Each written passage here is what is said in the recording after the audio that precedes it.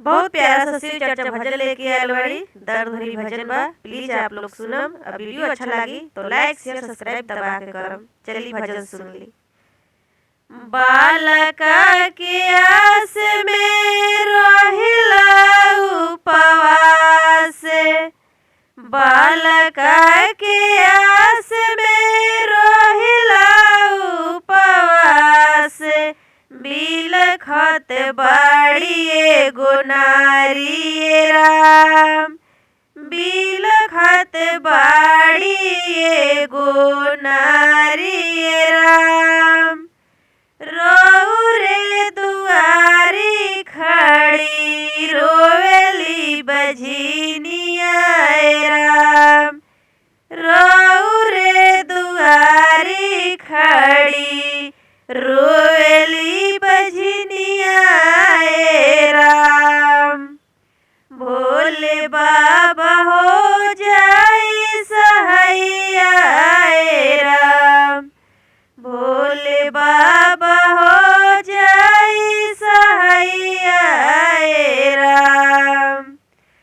आचरा बिछवले नैना छलकवले, हाथ जोड़ी करे गुहारे राम। आचरा बिछवले नयन छलकवले, हाथ जोड़ी कहे गुहारे राम।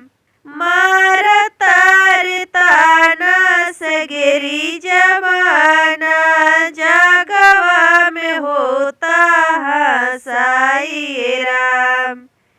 मार ताड़ ताना सगरी जमाना, जगवा में होता हसाई राम। रौरे दुआरा खड़ी बझनिया पुकारे राम, रौरे दुआरी खड़ी बझनिया पुकारे राम। भोले बाबा हो जाई सहैया राम।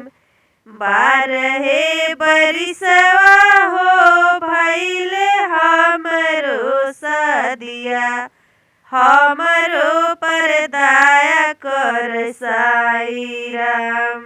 बूझिए बाबा विपतिया होई दुर्गतिया राम, बूझी बाबा विपतिया होई दुर्गतिया राम।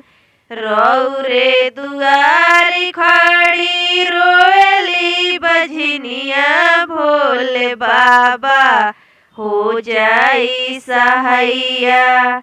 रौए दुआरिया खड़ी रोएली बझनिया, भोले बाबा हो जाई सहैया।